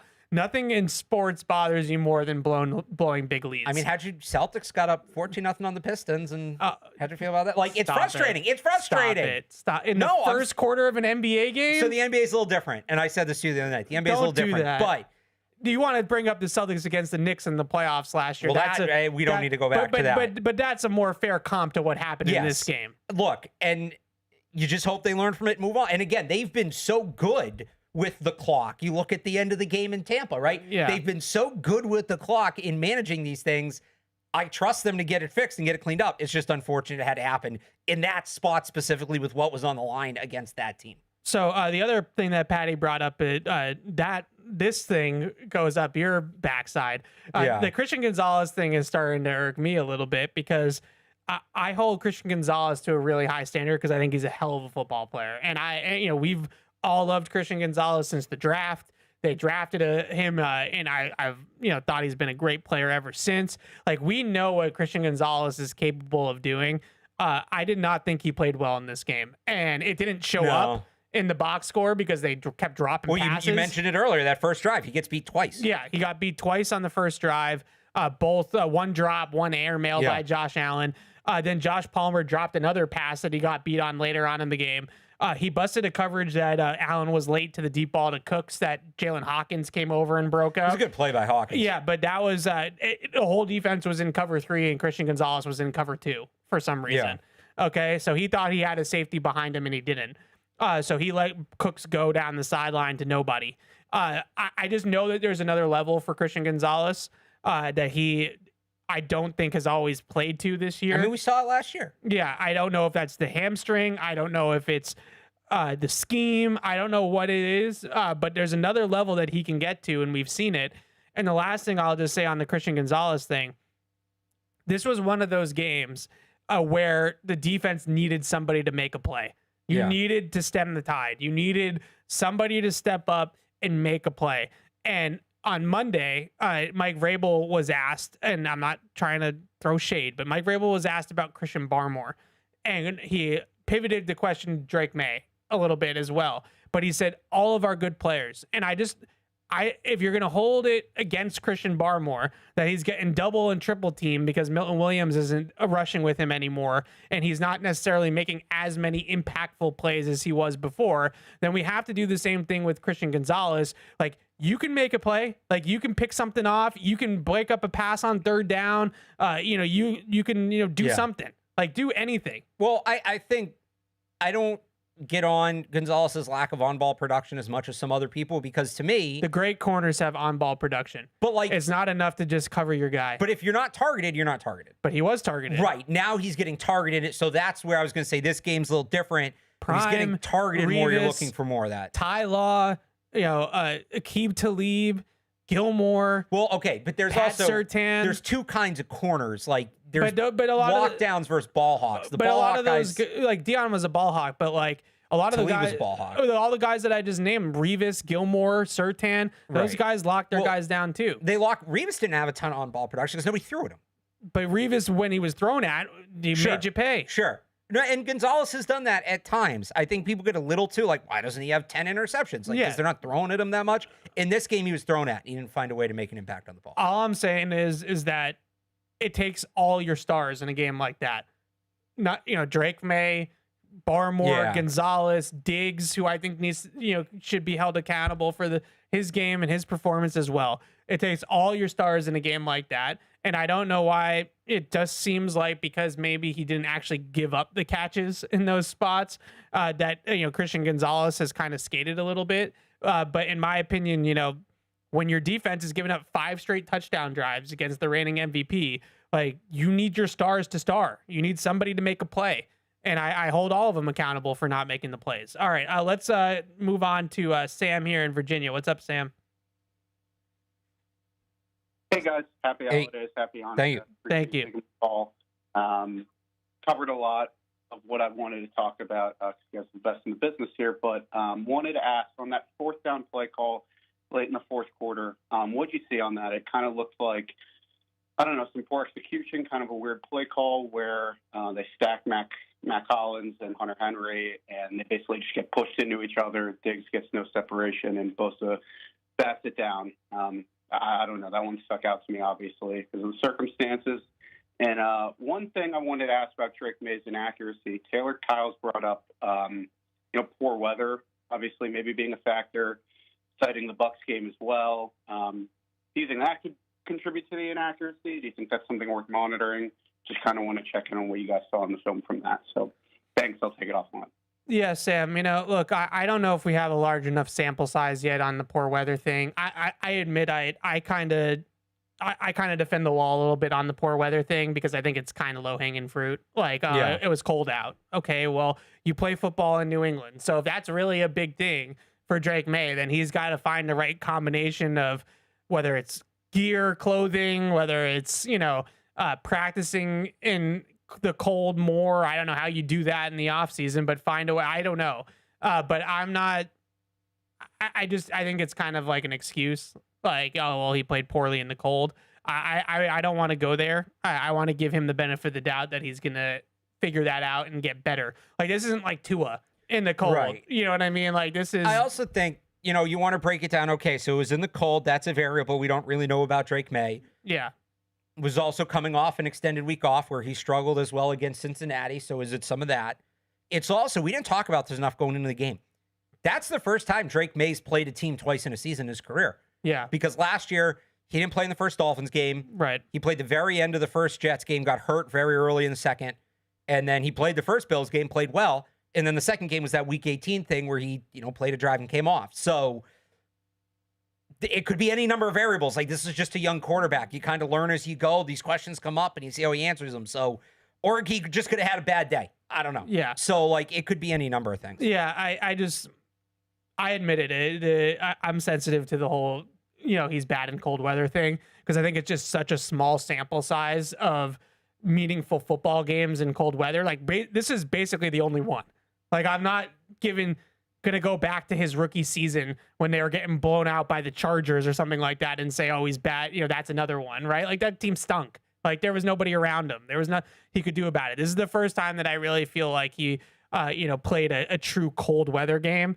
I don't think it's going to be quite as cold in Baltimore. We'll see, but he'll have the Jets game. He'll have the Dolphins game in week 18. It's going to be cold. We'll see what happens. If this starts to snowball like it did for Tua, where Tua, I think, is like 0-7 now when it's below 40 degrees with like a terrible passer rating and all that stuff, then we can start to talk about it. I think it's a little bit too early to kind of put that on him as like, oh, he's a bad cold weather quarterback. I think we're being a little bit premature. Sean is in Vancouver. What's up, Sean? Hey, Alex, Evan, happy Hanukkah. Thank you. I want to find out if you think Joe Thuney's getting enough praise. Because, you look at his career, and he came to New England. He won 2 Super Bowls with the Patriots. He leaves. The Patriots are terrible. And he goes to Kansas City. They win another 2 Super Bowls. He leaves. They're terrible in relative terms. And he's with Chicago, and they were terrible. Now they're going to win their division most likely. So what's your opinion about Joe Thuney? That is a very off-topic conversation, Sean, but we both love Joe Thuney. I think, he's probably one of the best guards of his era. Yeah. I think he's going to have a really, really strong Hall of Fame case. It's hard for guards to get into the Hall of Fame. It's harder than it should be, but he's going to have a really strong case for it. I mean, he's probably not... His whole thing is probably more consistency than it is dominance. I don't think that he's had quite the peak. Well, he's had moments. I mean, you go back to the 2018 Super Bowl is going to be what they show when they make his case. Sure. One-on-one against Aaron Donald. Manhandling Aaron Donald. Yeah, but I don't know about manhandling, but he's one-on-one and he kind of took him out of that game. He won the reps. Zach Martin, Quentin Nelson, I think those guys might have been better at their peaks. They might have been more dominant, because they're both the kind of road graders too. Yeah. So it's a different type of thing. But he definitely has the Hall of Fame case. Great player. I don't know. let's just leave it at that. I'm not sure if I would say like, oh, the Patriots winning and the Chiefs winning is all because of Joe Thuney. Like he's won a lot of football games. He's been on a lot of winning teams. Yeah, he's playing with Brady and Patrick Mahomes. But he's an awesome player and deserves a spot in the Hall of Fame. Mark is in Connecticut. What's up, Mark? Hey guys, thanks for taking my call. Happy holidays. To you as well. I was at the game over the weekend, and again, it was a tale of two halves. And it's just disappointing because you had like the so high in the first half, and then you had the real low in the second half.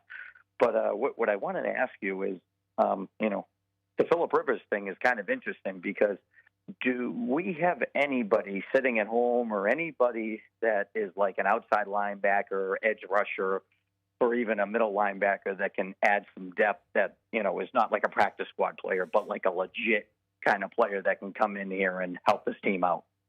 Yeah, thanks for the call, Mark. If that player existed, then he'd be on a team. Here. Yeah, it's quarterback, kicker, punter, really the only position you can do that. He almost won, though.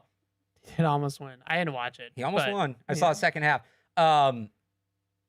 Judah just got cut. Like, that's probably as close as you're going to get to that. Yeah, I mean... And he's not had a great year. Yeah, not had a great year. Chad Muma, maybe. Chad Muma's not 45 years old.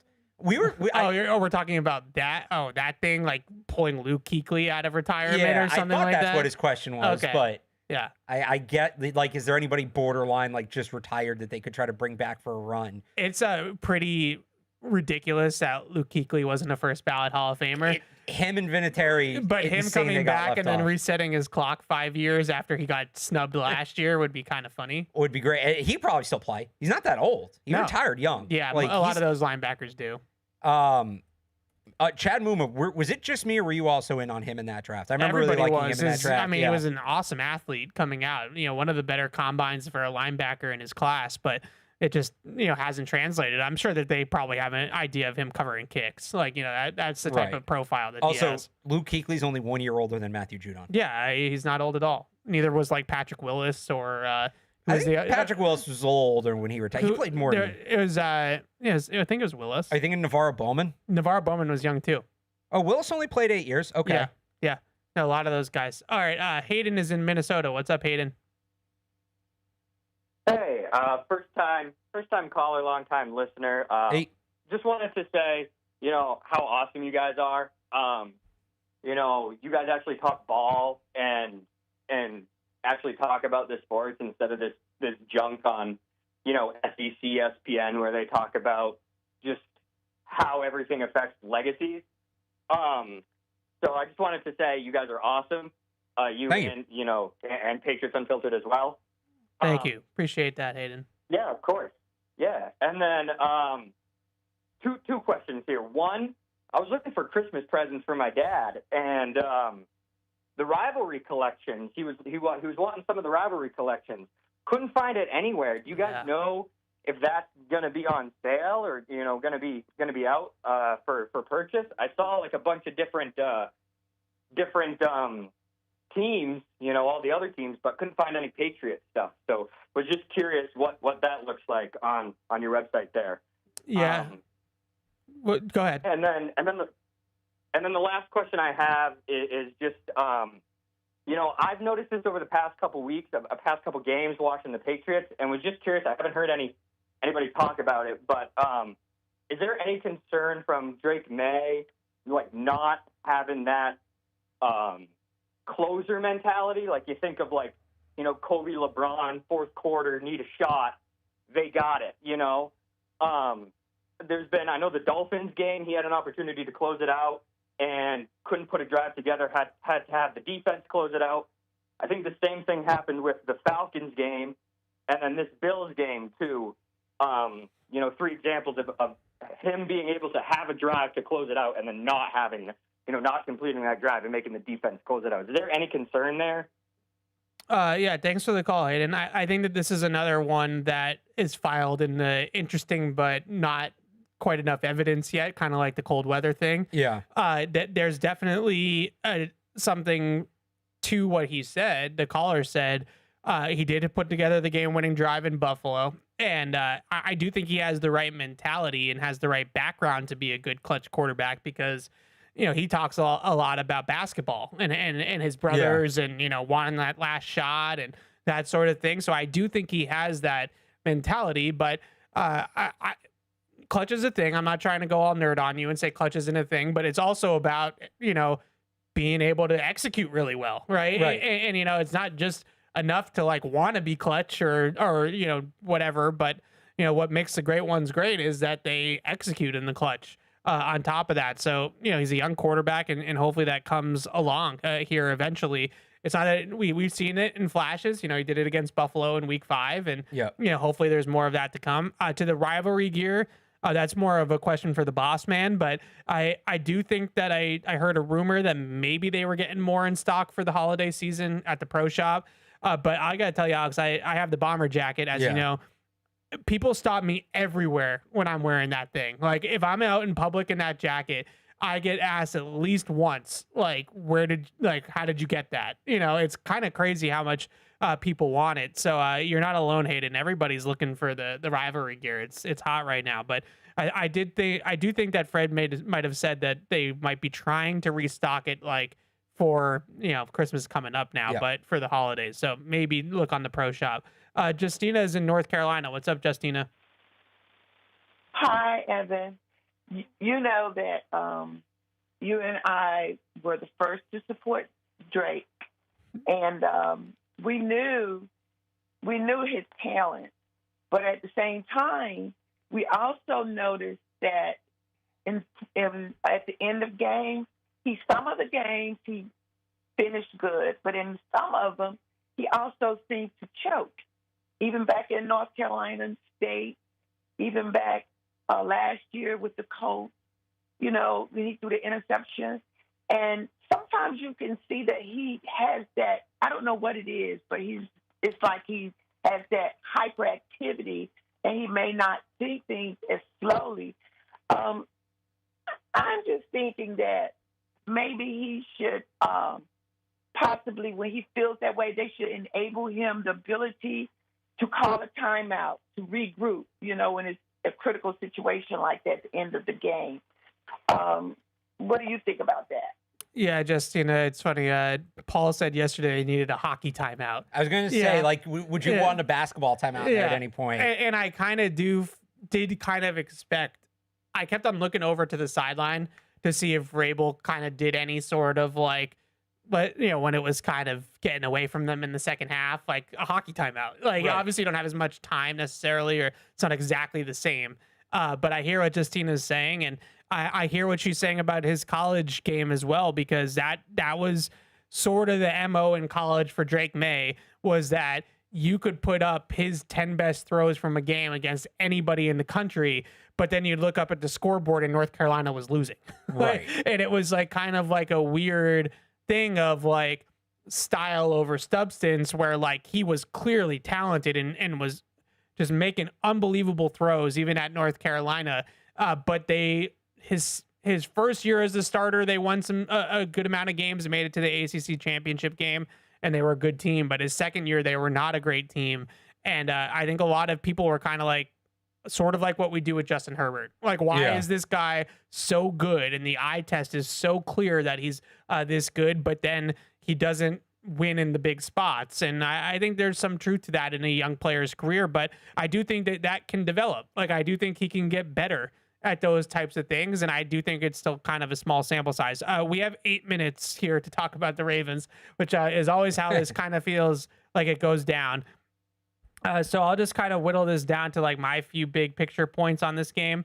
The number one thing I always think about with the Baltimore Ravens before you play a game against them is physicality. You better be ready to hit on Sunday night. This is going to be an old school smash mouth bully ball type of game. And you better bring your hard hat, as Kevin Garnett would say. This is not for the fan. This is not for the weak. This is not going to be one of those types of games. This isn't going to be finesse. They're going to come at you in the trenches, especially offensively. Can the Patriots find a run defense in 6 days? I don't know. But this Baltimore team, even though they've had some struggles this year and Lamar hasn't been quite as good because of the injuries and all that kind of stuff, they still run the ball with the best of them. And they're going to put heavy personnel on the field. You're going to have multiple tight ends. You're going to have Patrick Ricard, their fullback, who's a beast.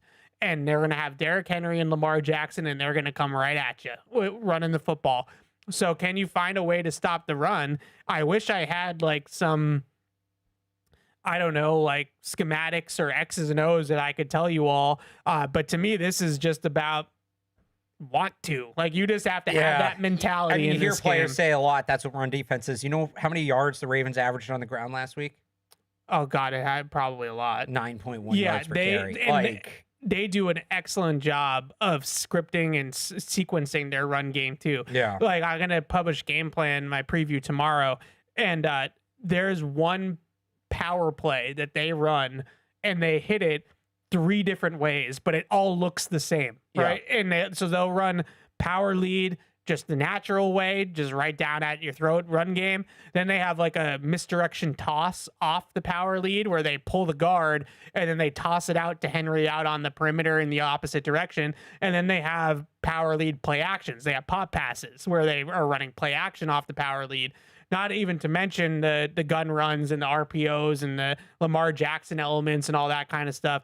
It is a terrifically well-designed run game. Like, Todd Monken is a wizard with the run game. I mean, I'm looking at the Ravens, and they only threw the ball 12 times last week. Now, they got up early. Yeah. So that helps, but, like, what incentive is there for the Ravens to throw the ball in this game? 0. I would not be surprised if the Ravens come out, run the ball 30-something times if the Patriots open the door for them. But now here's the thing. This is where you go back to last week's game.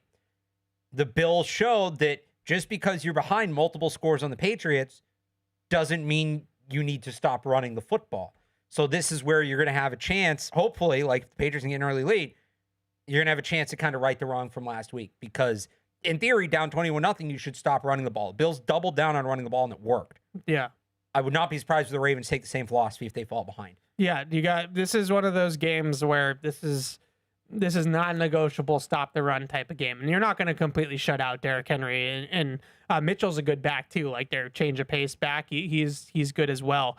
You're not going to completely shut those guys down, but you need to manage the run game so that it doesn't take over the football game. You know, that's a big part of this game as well.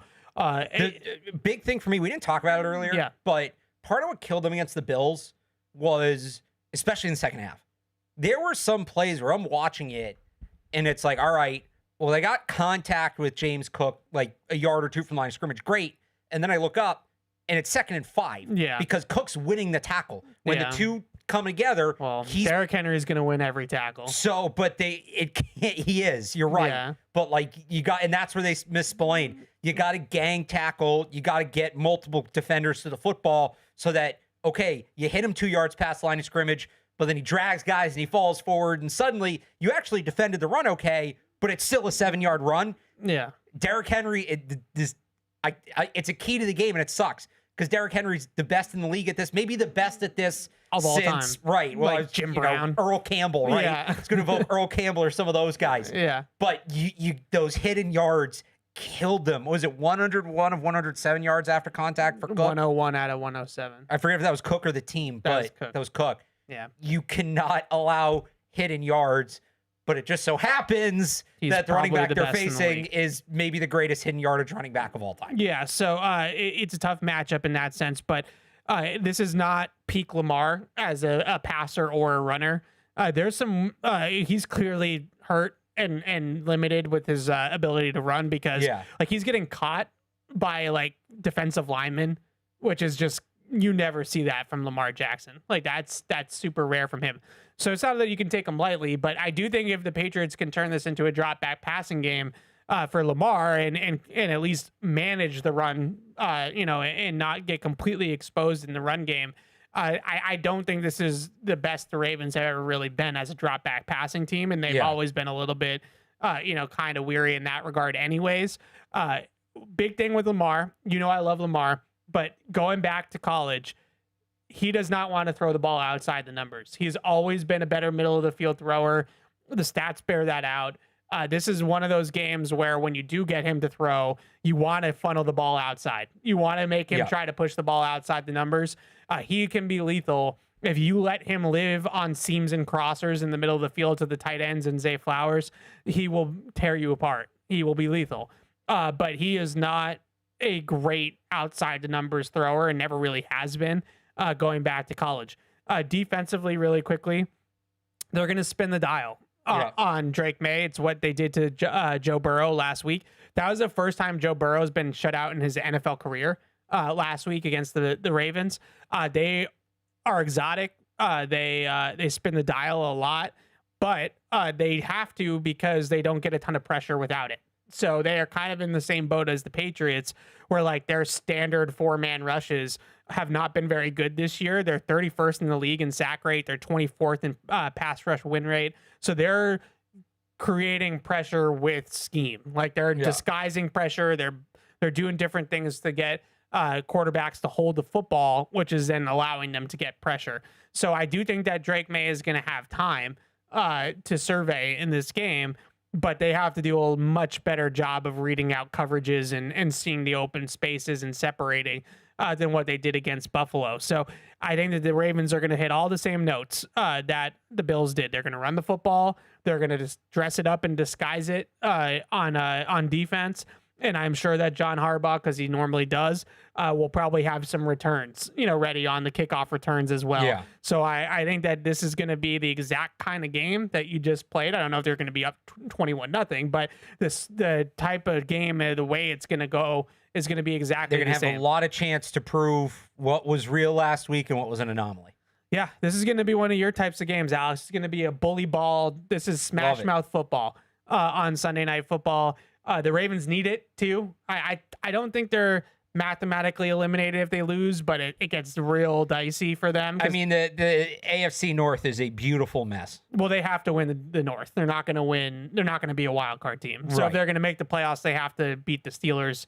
I think they play in Week 18. I'm sure that game might be the last game. Could be the Sunday night game. Yeah. Well, they also have the Packers after this one. Oh, okay. So yeah, they're in trouble if they lose this game. There's no doubt about that.